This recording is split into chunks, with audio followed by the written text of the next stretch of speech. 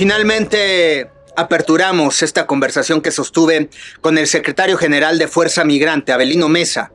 Conversamos con él sobre la relación bilateral México-Estados Unidos, sobre los retos apremiantes y hoy la oportunidad que hay de convertir cada desafío en una oportunidad de inclusión, de progreso, de desarrollo. Hay mucho por qué trabajar en función de la asimilación que tienen nuestros países, de todos los migrantes que pueden ser de Centroamérica o que muchas veces ocurren en Estados Unidos de Norteamérica, la asimilación de nuestros paisanos que buscan una vida mejor en aquel territorio. Y hoy, indudablemente, hay una búsqueda fundamental por generar la integración de América del Norte. ¿Qué pasa con esta relación multilateral México, Canadá y Estados Unidos de Norteamérica? ¿Estamos haciéndolo conducente? ¿Cuáles son los vacíos que existen en estos ejes verdaderamente fundamentales a través del comercio de nuestros países, pero que fundamentalmente tienen que priorizar el desarrollo humano para dar parte al crecimiento económico? Todo eso y más lo conversamos con Avelino Mesa, aquí en este foro de Uno por Uno, Opinión y Libertad. Comenzamos.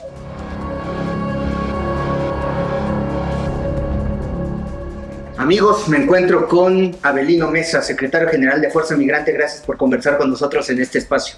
¿Cómo estás, Eric? Muy bien, gracias. Aquí en el marco de la justamente, actividad legislativa de los diputados del Partido Acción Nacional, tú vienes a presenciar justamente la labor en favor de los migrantes. Cuéntanos al respecto de tus impresiones, lo que viste hoy en este informe.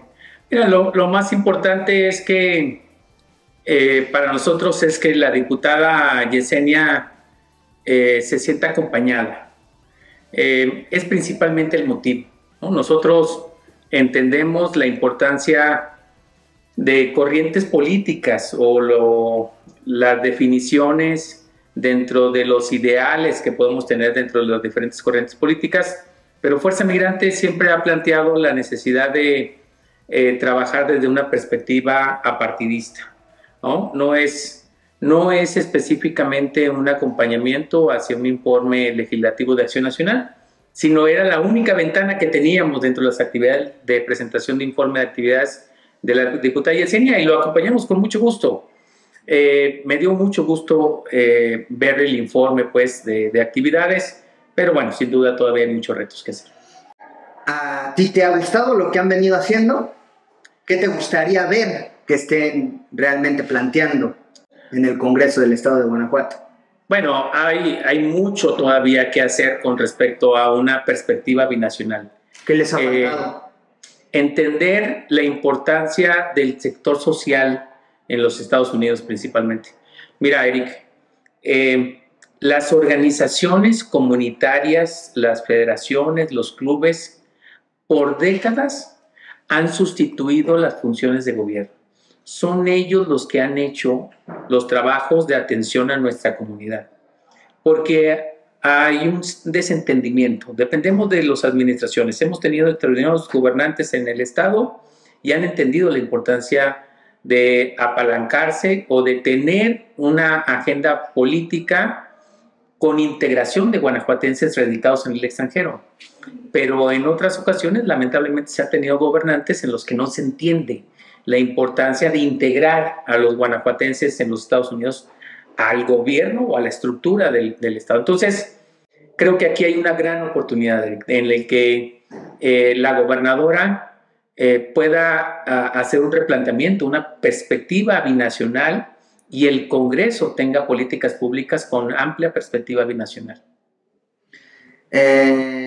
Tú buscas que haya mayor favor para la inclusión de la comunidad de los Estados Unidos de Norteamérica, y que se tiene que impulsar desde acá, que es una entidad como muchas otras que se están favoreciendo de las remesas, que se están favoreciendo además, que ya no queda de otra más que trabajar en función de la integración de América del Norte hoy si queremos verdaderamente competir como una región comercial con todo el mundo. Sí, mira, hablo con muchos compañeros, tengo oportunidad de hablar todos los días con compañeros que están muy al pendiente de lo que sucede en México, en particular en Guanajuato, y lo que sucede también en sus familias en los Estados Unidos. Sí. Y es una tristeza y es muy lamentable que se tengan que tener dos batallas, dos frentes de batalla, tanto una con las políticas de la administración del presidente Trump, defendiendo, ¿no?, todos los intereses, y también estar trabajando para que se reconozcan nuestros derechos, que se incluyan, ¿no?, que sea mucho más fácil podernos integrar en diferentes aspectos. Muchos quieren integrarse en la economía del Estado, en invertir, en que proyectos. se reconozca nuestra economía y cómo nuestra economía faculta y sustenta el progreso norteamericano. Por supuesto, el problema es que ya tenemos que ir un poco más allá, Eric, del reconocimiento. O sea, permanentemente se nos reconoce los miles de millones de dólares que mandamos en remesas. Y nos pueden denominar o etiquetar como héroes. Pero no es nuestra función. No somos cajeros automáticos para que nuestra única función sea mandar dinero a México. Tampoco somos estrictamente la base laboral de los Estados Unidos. Tenemos que luchar por los derechos de aquel lado. Nuestros hijos tienen que acceder a educación superior en los Estados Unidos, porque sí está este estereotipo del trabajador agrícola que migra, que se va, que cruza, indocumentado, que está en esta parte. Y sí, por supuesto, hay millones de personas en esa situación, pero también están otros tantos profesionistas, personas que desarrollan negocios en los Estados Unidos, que emprenden negocios, que generan fuentes de empleo y que no necesariamente son trabajadores agrícolas, ¿no?, sino que también aportan a la economía de los Estados Unidos. Pero ya no queremos reconocimiento, queremos integración. Es una exigencia que se tiene que dar en ambos lados de la frontera. Este trabajo se tiene que dar junto a o a pesar de los gobiernos tanto de México como de los Estados Unidos. En efecto, se requiere más de la voluntad para generar gobernanza. Sí. Miren, es que no han terminado de entender el gran valor de la comunidad. Hay un etiquetado, hay un estereotipo que se nos ha dado sobre vulnerabilidad, pero es muy diferente una persona vulnerable a una persona subrepresentada. Y nosotros más bien estamos subrepresentados. Y no solamente se trata de estar representados en el Congreso, que ya lo tenemos gracias a sentencias, no a voluntad política. No han entendido y lo tuvimos que hacer por la vía judicial, porque si no, no tuviéramos hoy una representación como la diputada Yesenia. Pero no hay perspectiva binacional en las secretarías de seguridad, en la Secretaría de Educación Pública, en la Secretaría de Medio Ambiente, en la Secretaría de Salud. No hay una perspectiva binacional. ¿Qué hacemos? ¿Es un vacío dentro del Tratado de Libre Comercio? Sí, sin duda. Mira, es muy difícil. Todo el mundo reconoce en el sistema económico del país que la gran fuerza productiva del país son las pequeñas y medianas empresas. Sí. Es muy difícil, Eric, que estas pequeñas y medianas empresas aprovechen un tratado de libre comercio entre Canadá, Estados Unidos y México. Nosotros estamos invadidos. Yo tengo la oportunidad de vivir en Nueva York, en una ciudad que es altamente binacional, con una alta perspectiva de integración latina, y en el Walmart de la esquina de mi casa puedo encontrar productos mexicanos, pero es muy difícil encontrar un producto mexicano de una pyme mexicana. Encuentras las grandes corporaciones, está Herdes, La Costeña, Marinela, Sabritas, Maseca, vaya, y no es que esté mal, pero ¿qué estamos haciendo para integrar dentro de sus sistemas de comercio internacional a los que sostienen la economía del país, ¿no? Y también los Estados Unidos? Entonces, es parte de lo que se tiene que integrar en este nuevo Tratado de Libre Comercio, es integrar una facilidad para que las pymes mexicanas o latinoamericanas puedan aprovechar el mercado de los Estados Unidos. El mercado de los Estados Unidos es uno de los mercados más grandes del mundo. Somos el país más consumista, dicen algunos expertos. No lo aprovechamos. Tenemos productos mexicanos, pero ¿cómo le hago para tener esa nieve o ese insumo, ese chocolate, ese café que sé que es de mi comunidad? ¿Cómo detono economías locales? ¿Cómo genero alternativas a la migración? No se han terminado de entender Pero es que también, siendo mal pensados, Eric, alguien gana mucho con la migración, con la movilidad humana en el mundo. Es difícil. ¿De forma indocumentada? Claro, mira, integremos. Vayamos a hacer un análisis muy básico y a ser medio más pensados. Si yo no genero un bienestar de calidad en mi entidad o en mi país y tengo que exportar a 12 millones de personas a las cuales no estoy obligado por ley a darle ningún tipo de prestación, exacto, de pensión, jubilación, defensa de trabajo, les tengo que dar educación, no les tengo que dar salud, no les tengo que dar educación, seguridad, y se fueron.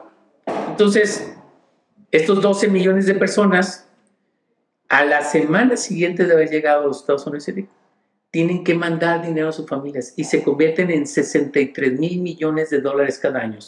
El 4% del Producto Interno Bruto está por no crear condiciones en tu país.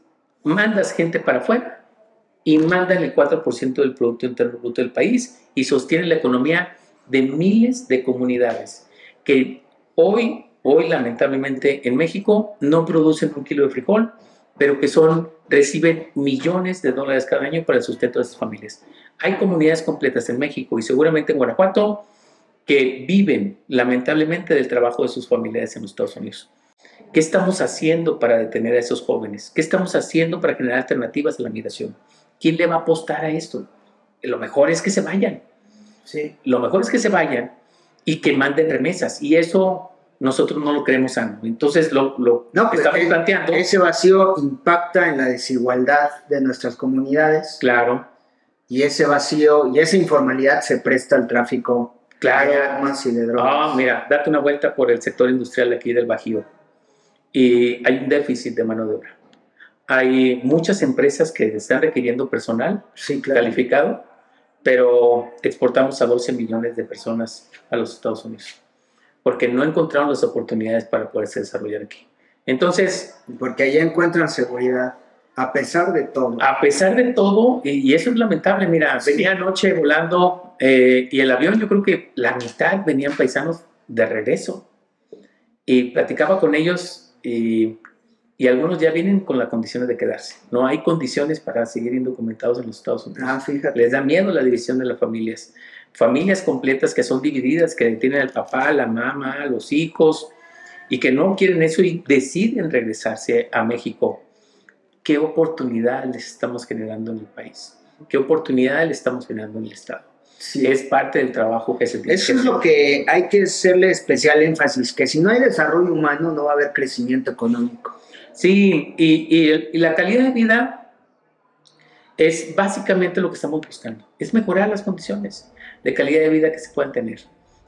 Imagina nada más a un niño que nació, se educó y vivió los últimos 12 años en Houston, sí, ¿no? O en Fort Worth, Texas, o en Dallas, que hay una comunidad importante de guanajuatenses, y lo regresas a cualquiera de nuestras comunidades rurales del estado, claro, donde no hay ni siquiera mala señal, donde no hay pavimento en su calle, donde los llevan a vivir a unas casas donde no hay. Entonces, imagínate el rompimiento emocional de esa persona, donde la maestra o el maestro de la escuela, de la secundaria, no sabe hablar inglés y no puede hacerse entender porque su primer idioma ya es, pero es guanajuatense por derecho. ¿Qué políticas públicas está integrando el Estado de Guanajuato? ¿No? Y ha habido esfuerzos y reconocemos el trabajo, pero falta mucho que hacer todavía en materia de integración a 1.5 millones de guanajuatenses que están de primera generación en el extranjero, ¿no? Y bueno, este es un avance que ha tenido Fuerza Migrante. Es parte de nuestro trabajo, es parte de nuestro trabajo en el sentido de decir, a ver, ya no estamos dispuestos a esperar a ser una prioridad para las políticas públicas ni de Estados Unidos. Tenemos que actuar. Tenemos que actuar y tenemos que trabajar en colaboración, pero tenemos que crecer nosotros, porque el gran eje detonador de desarrollo tiene que estar sustentado en la educación. Si no le apostamos a la educación, ahí no hay nada más que hacer. Tenemos que apostarle a la educación para poder dar brinco. Y no hablamos solamente de educación académica, sino de educación financiera, de educación social, de educación en términos de valores humanos, ¿no? Emocional, de liderazgo, de comunicación. Claro, porque, a ver, se han roto récord. Guanajuato ha recibido cada vez más miles de millones de pesos. Lo que estamos pagando son televisiones más grandes, hombre, o camionetas con rines cromados, con luces, o sonidos más fuertes, pero no estamos reinvirtiendo ese recurso. No hay una educación financiera a nuestras familias ni a nuestra comunidad. Y Fuerza Migrante lo que está tratando de hacer es eso, es ocupar ese espacio en el que no hay una capacidad operativa, y lo entendemos cada vez que tenemos la oportunidad de hablar como gobernantes a nivel municipal, estatal y hasta el federal.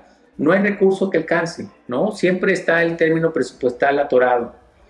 Pues sí, pero entendemos que hay prioridades. Claro. El asunto es que, ¿qué hacemos? ¿Nos esperamos y nos sentamos allá a esperar a que seamos prioridad? Tenemos que actuar y tenemos que trabajar en colaboración con las autoridades. Y nosotros trabajamos con quién. Y esto es parte del obstáculo que continúa, que nuestros representantes acaban siendo sujetos y empleados de los partidos y no de la gente. En ocasiones hemos tenido ese gran reto y lo hemos tenido en todos los lados. Y no llegan con claridad y entonces se atienen a una agenda muy superficial que impone el partido. Cuando no hay un entendimiento de dónde vienes, ni por qué estás aquí. Fíjate que me tocó en el periodo legislativo pasado federal. La primera vez que entraron los diputados migrantes federales en el Congreso de México fue en el 2021. La primera vez que entró una de estas diputadas migrantes federales, tuve oportunidad de coincidir por primera vez con ella en un evento en San Luis Potosí. Sí. Y en la comida, estábamos conviviendo ya después de terminar los trabajos ahí en el Congreso. Le pregunté, oiga, diputada, ¿y usted cómo llegó? ¿Cómo llegó a ser diputada migrante? Y me dijo, yo se lo debo a mi comadre. ¿Por qué su comadre, oiga? Es que mi comadre es la dirigente del partido que me postuló en el estado de Coahuila. Entonces, yo vivía en Chicago, pero ya me había regresado yo, pero mi comadre me habló por teléfono anoche, oye, comadre, ¿tú todavía tienes licencia de allá de Chicago? Sí, todavía tienes, sí, no, y yo tengo ahí... Yo tenía mucho trabajo comunitario en Chicago. Entonces, mándamelos, ahorita te voy a escribir. Y la lideresa del partido la mandó a las listas plurinominales y ganó. Entonces, de la noche a la mañana, esa líder migrante de Chicago se convirtió en una diputada migrante. Sí. Ahora el asunto es, ¿a quién le debía responder esa diputada? ¿Qué intereses, qué agenda iba a trabajar? ¿La agenda de la gente que vive en Chicago o la agenda de la comadre o del partido político? Sí, claro. Y en la mesa fue claro, ¿no? Yo le debo estar hoy sentada aquí como diputada migrante a mi comadre. Y no tenía ni la más remota idea que se había logrado bajo una lucha de líderes y de juicios para que obligáramos a su partido a abrirlos. El partido no lo abrieron. Es más, de hecho, en ese 21 perdimos 7 diputaciones. Logramos meter 11 representantes federales, pero 7 no eran migrantes. Nos ganaron los partidos. Nos metieron cachirules. Simulaban que nos daban el espacio, ¿no? Metían a personas que no necesariamente estaban vinculadas o que eran migrantes. Pero si tenías una casa en San Antonio, tú podías ser el próximo diputado migrante si tenías un recibo de domicilio con tu nombre. Y eso nos dio un aprendizaje. Aprendimos, ¿no? Y dijimos, en el 24 tenemos que hacer algo diferente porque no podemos trabajar de esa manera. Tenemos que endurecer las reglas para que se escojan a los diputados migrantes.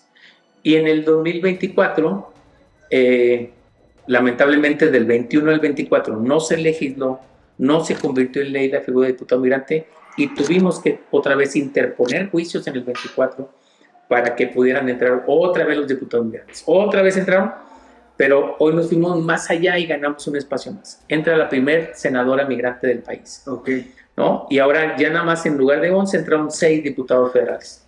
Y esos ya más o menos están, ¿no? Más o menos son parte de la comunidad.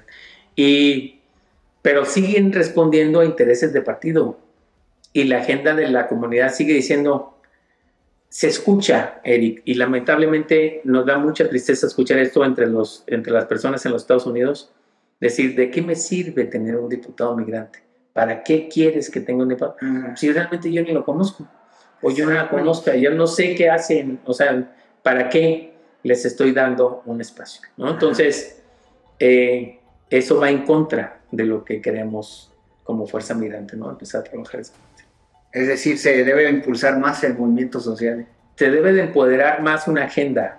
Debemos de dejar a un lado los intereses partidistas y tenemos que ser lo suficientemente fuertes para poder lograr el que nuestros representantes a nivel federal, a nivel local, realmente lo sean realmente representantes de la comunidad, trabajen en una agenda y no importando en qué partido político militen.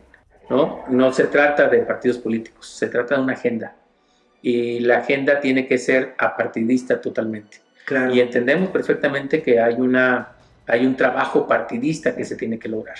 Pero si no damos ese paso de consolidar el que le deban a las personas que los votaron, les deban su posición, eso no va a cambiar. Y este es un ejercicio que tenemos que hacer aquí en Guanajuato. Guanajuato tiene que tener un representante en su Congreso o dos. Somos muy optimistas y estamos solicitando que sea un hombre y una mujer, siempre en representación de la comunidad migrante, muy similar a lo que tiene actualmente Zacatecas. Ya en un antecedente, Zacatecas tiene 2 diputaciones, un hombre y una mujer siempre. Pero queremos que sea como el modelo de la Ciudad de México, que la Ciudad de México tiene un modelo en el que solamente los chilangos que residen en el extranjero son los que votan por su representante. En este caso, por la acción afirmativa, son plurinominales. Pero tenemos que buscar el que se discuta en las urnas y sean los diferentes candidatos y candidatas las que se postulen y solamente sea responsabilidad de los guanajuatenses que vivan en el extranjero los que voten quién quieren que los represente. ¿Qué hombre y qué mujer quieren que represente sus intereses en el Congreso? Y es solamente así los avances que vamos a ir teniendo, ¿no? Para que se pueda impulsar realmente una agenda que represente los intereses de la comunidad. ¿Quisieras añadir algo en este marco? No, aquí lo importante es que hoy tenemos que hacer un trabajo diferente. Tenemos que organizarnos y tenemos que hacer alianzas con otros sectores sociales. Hay sectores sociales que tienen la misma problemática que estamos hablando. Lo que estamos hablando no es nuevo. Los partidos políticos nos han dejado fuera de las tomas de decisiones. El sistema político mexicano en general nos ha dejado fuera de esta parte. Y ha sido por luchas o por juicios o por sentencias que hemos podido avanzar. Exacto. Y así están muchas otras agendas en el país. Hablemos de pueblos originarios, hablemos de las mujeres, hablemos de maestros, hablemos de transportistas, hablemos de muchas otras agendas en las cuales estamos creando una estructura que nos permita crear alianzas, integrar trabajo, pues, en el que podamos llegar a un bien común, ¿no? Buscar el que nuestras agendas encontramos esas coincidencias. Hay una coincidencia general que nos han hecho a un lado. Ahora, esa coincidencia creo que podemos tener un trabajo. Por una parte tiene que ser otra. Y por otra parte tenemos que formar cuadros. Tenemos que educar. Tenemos que garantizar que nuestros legisladores y legisladoras estén preparados para su trabajo legislativo. En ocasiones, lamentablemente, nos tardamos entre 2 años, 2 años y medio en aprender qué hace un legislador.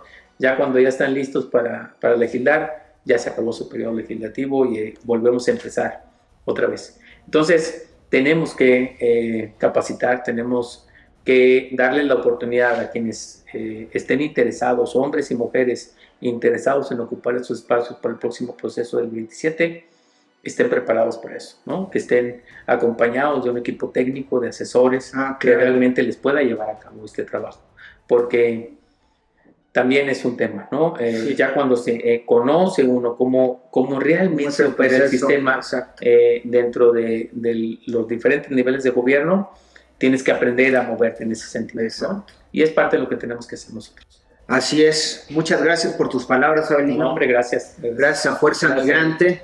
Gracias. Es parte del mensaje del activismo social, del empoderamiento ciudadano, porque solamente así vamos a lograr cosas a través de las instituciones. Yo soy el Javier Huerta y esto fue Uno por Uno, Opinión y Libertad.